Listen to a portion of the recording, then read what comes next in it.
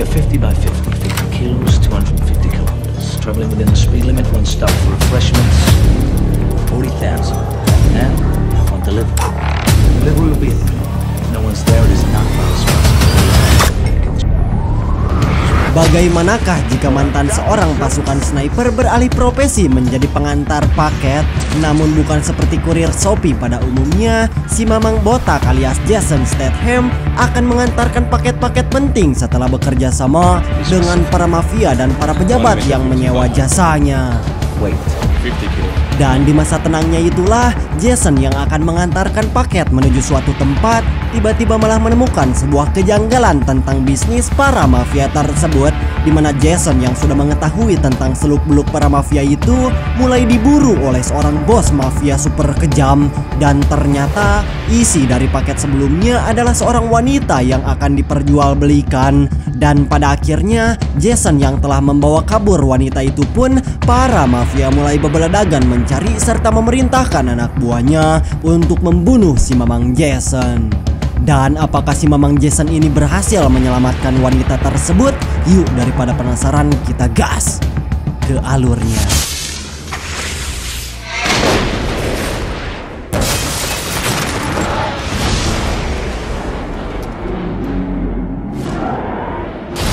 Cerita akan berfokus kepada seorang mantan pensiunan tentara bernama Frank yang beralih profesi menjadi seorang supir jalanan, di mana Frank terlihat sedang menjemput beberapa klien yang telah memesan jasa di layanannya. Dan ternyata klien yang akan dijemput merupakan kelompok begundal alias para penjahat yang baru selesai merampok uang ratusan dolar. Hingga tepat ketika para perampok masuk ke dalam mobil, Frank langsung belak-belakan jika jumlah mereka tidak sesuai dengan perjanjian yang sebelumnya mereka pesan, dikarenakan SOP dari peraturan tidak akan mengantar penumpang dengan kapasitas yang tidak sesuai. Hingga di sana, Frank meminta kepada salah satu begundal turun dari mobil dikarenakan batas maksimum dari bobot penumpang yang tidak kuat dengan berat kendaraan yang sangat berpengaruh jika penumpang berlebihan serta memperlambat perjalanan. Dan Frank menjelaskan kepada si pemimpin begundal jika dia tidak segera mengeluarkan salah satu anak buahnya, maka semua orang yang ada di sana akan berakhir ditangkap oleh polisi. Bahkan Frank yang diancam akan dibunuh kemudian langsung mengancam balik dengan belak-belakan menjelaskan jika mobil tersebut telah dilengkapi dengan teknologi canggih dan sebuah kode rahasia yang hanya bisa diakses oleh Frank, yang artinya jika dia tewas maka mereka tidak akan bisa menggunakan mobil tersebut. Mendengar penjelasan itu, si pemimpin yang tidak ingin tertangkap oleh polisi pun seketika langsung menembak salah satu rekannya dan Frank langsung pergi dari tempat tersebut dengan menghindar dari kejaran para polisi yang akan menangkap mereka, sehingga aksi kejar-kejaran dan baku tembak pun tak terhindarkan.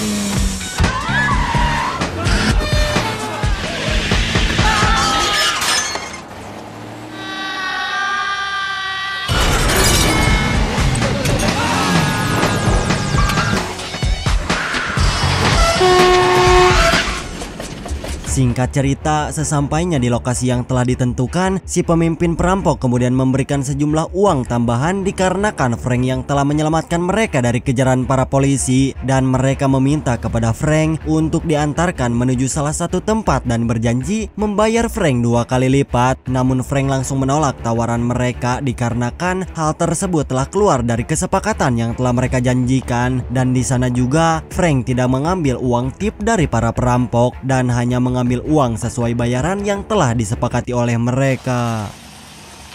Di keesokan paginya, Frank yang sedang santuy di rumah sendirian, kemudian datang seorang inspektur bernama Tak Tony, di mana ia merupakan teman sekaligus orang yang telah Frank anggap sebagai kakaknya sendiri. Dan Tak Tony mulai bertanya tentang keterlibatan Frank dalam merampok bank beberapa hari yang lalu, dikarenakan mobil yang digunakan oleh si perampok sama seperti yang dimiliki olehnya. Namun Frank beralibi jika dia tidak tahu apa-apa dengan kejadian perampokan, apalagi sampai terlibat dengan kejahatan mereka.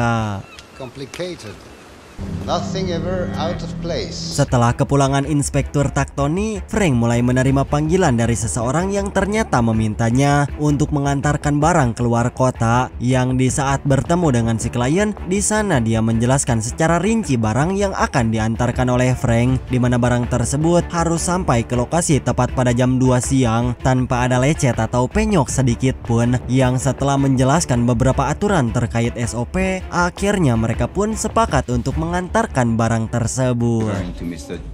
Rule 2, 1 meter 50 by 50, 50 kilo. Di keesokan harinya, Frank pergi ke tempat yang telah mereka sepakati, di mana dia datang untuk mengambil paket yang sebelumnya harus diantarkan. Dan setelah paket dimasukkan ke dalam mobil, Frank segera memacu mobil supaya pekerjaannya cepat selesai. Yang di dalam perjalanan terlihat sama sekali tidak ada hambatan atau orang-orang yang gerengseng. Akan tetapi semua berubah ketika ban mobilnya bocor di tengah-tengah perjalanan, sehingga Frank mulai mengambil ban cadangan di bagasi belakang. Dan tanpa sengaja dia melihat paket seperti bergerak-gerak seakan bukan barang biasa, yang membuatnya cukup penasaran dengan isi dari paket tersebut. Selesai mengganti ban mobil, Frank bergegas kembali melanjutkan perjalanan. Yang setibanya di perkotaan, dia mampir ke sebuah tempat makan dan sengaja membeli minuman untuk orang yang ada di dalam bagasi. Yang setelah perjalanan dilanjut, Frank sengaja berhenti di suatu tempat untuk membuka isi paket, yang menandakan jika Frank telah melanggar aturan yang dikatakan oleh si klien, di mana isi dari paket itu merupakan seorang wanita Asia bernama Mei yang sengaja disekap oleh sekelompok mafia. Dan Frank langsung memberinya minum dikarenakan Mei yang mulai kehausan setelah beberapa jam disekap. Setelah memberinya minum dan akan melanjutkan perjalanan, lagi-lagi Mei kembali tantrum dikarenakan kebelat pipis, sehingga Frank yang tidak tega kepada wanita itu pun langsung mengikat lehernya dengan sebuah tali dan mempersilahkan Mei agar pipis di semak-semak. Namun di saat Frank akan menjemput ke arah semak-semak, ternyata Mei telah kabur ke dalam hutan. Namun Frank yang sempat panik beruntung dapat menemukan Mei kembali karena tidak cukup jauh Mei melarikan diri. Yang di saat mereka akan kembali ke mobil, dua orang polisi datang dengan melihat Frank yang sedang menyandra seorang perempuan Asia, dan secara terpaksa Frank harus melumpuhkan kedua polisi tersebut. Singkat cerita, akhirnya sampailah Frank di tempat tujuan, di mana dia langsung disambut oleh seorang pria bernama Asur yang akan mengambil paket serta membayarnya 2 kali lipat. Dan Asur memintanya agar kembali mengirimkan sebuah paket untuk diantarkan menuju tempat yang tidak jauh dari lokasi pertama. Dan Frank yang sedang membutuhkan uang untuk membayar cicilan aku laku pun setuju dengan perintah dari Asur dan segera berangkat ke tempat yang dituju.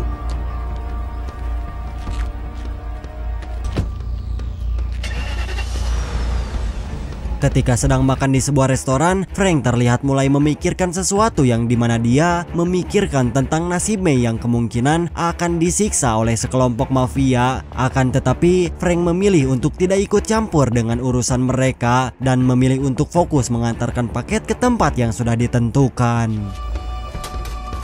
Namun di saat akan kembali ke dalam mobil, tiba-tiba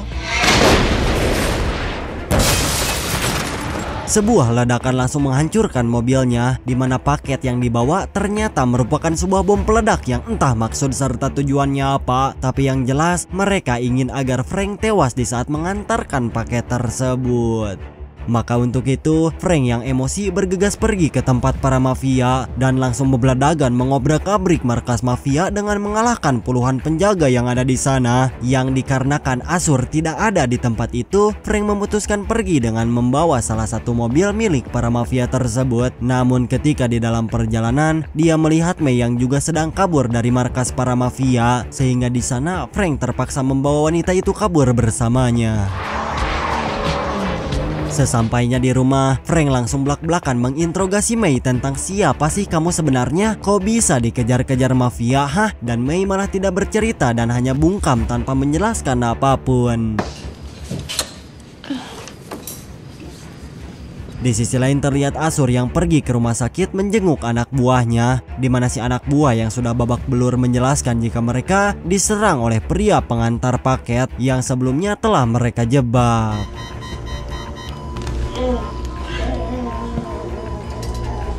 Sejenak kita tinggalkan mereka dan berpindah kepada Frank yang bertemu dengan Inspektur Taktoni, di mana Taktoni mulai heran di saat melihat seorang wanita cantik ada di rumah pria jomblo. Hingga di sana Taktoni memperlihatkan sisa-sisa plat nomor yang ditemukan di lokasi ledakan serta menjelaskan tentang para polisi yang sedang menyelidiki pemilik mobil tersebut. Maka dari itu dia meminta kepada Frank agar datang ke kantornya untuk menjelaskan tentang apa yang sebenarnya terjadi. What up for both of us? Where's the rest of my car? Oh, yes, I almost forgot. Namun setelah Taktoni pulang, inilah yang terjadi.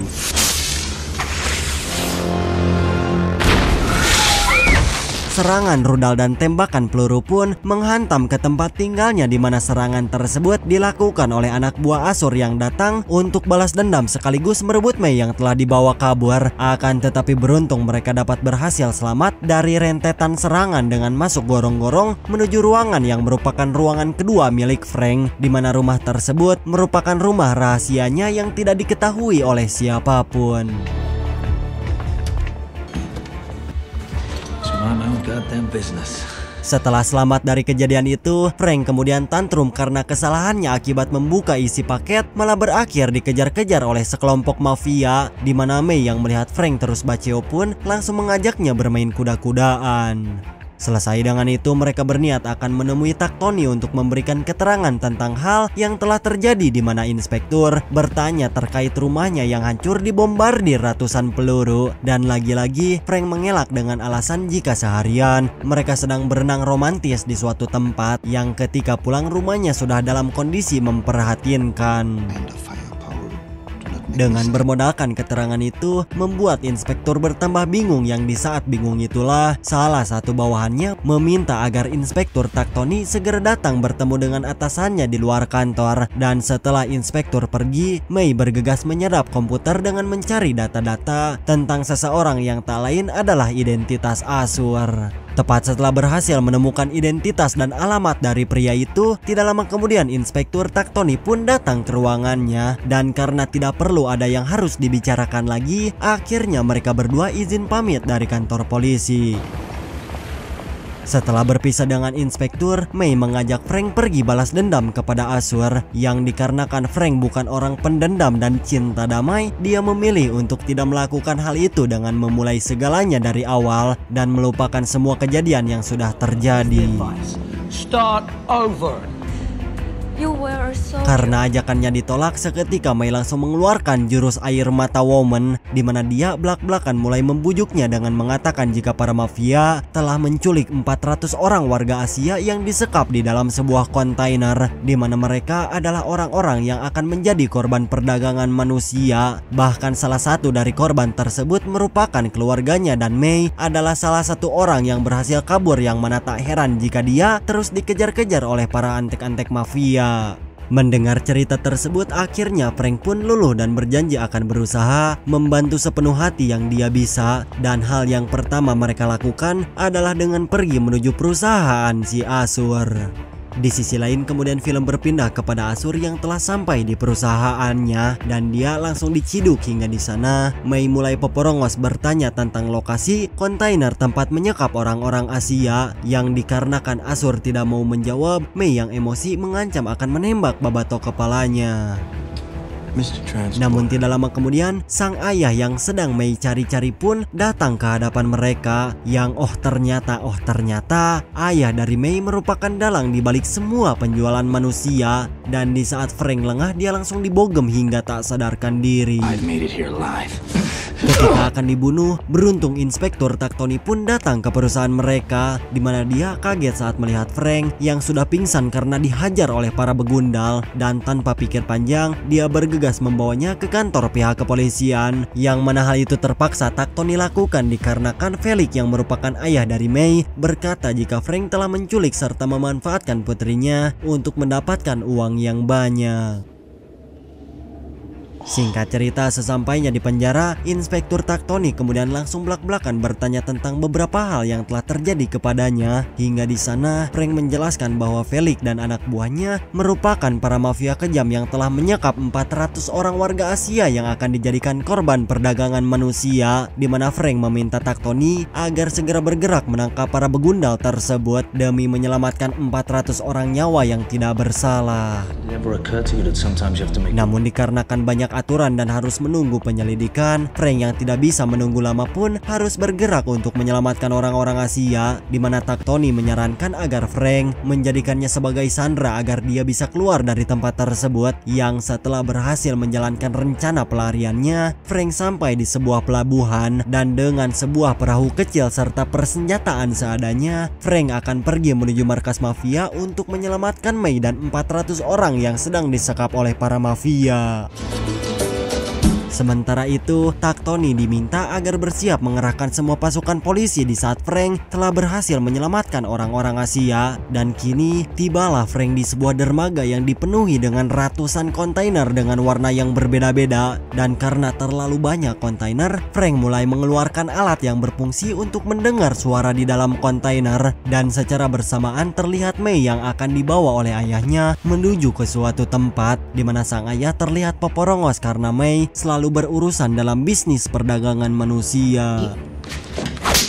Sementara untuk Frank malah harus diketahui oleh beberapa pasukan mafia, sehingga aksi perkelahian dan kejar-kejaran pun tak terhindarkan.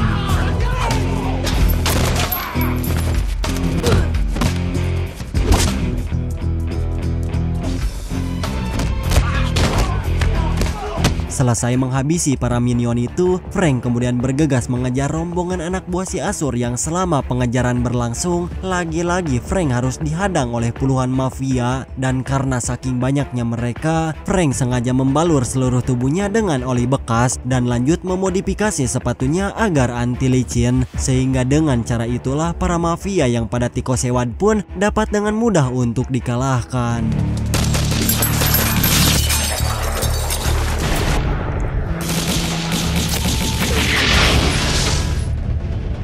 Setelah berhasil mengalahkan mereka, Frank bergegas mengejar para mafia dengan mobil curian. Namun sayangnya dikarenakan mobil yang dicuri merupakan mobil spek jadul, akhirnya mobil tersebut malah mogok serta mengeluarkan asap. Yang di saat itulah dia melihat seorang pemilik pesawat pribadi dan membegal pesawat tersebut untuk kembali melanjutkan perjalanan. Yang setelah melihat rombongan para mafia, Frank kemudian meminta si mamang pilot agar pesawat mendekat ke arah mobil. Dan setelah itu Frank terjun bebas dari dalam pesawat dan berhasil mendarat tepat di atas mobil kontainer. Hingga di sana dia langsung menghajar si supir, kemudian mengambil alih mobil kontainer untuk menghadang mobil mereka. Yang di saat bersamaan Asur berhasil nangkel ke atas kontainer, dan mau tak mau Frank harus menghadapinya dengan cara seperti ini.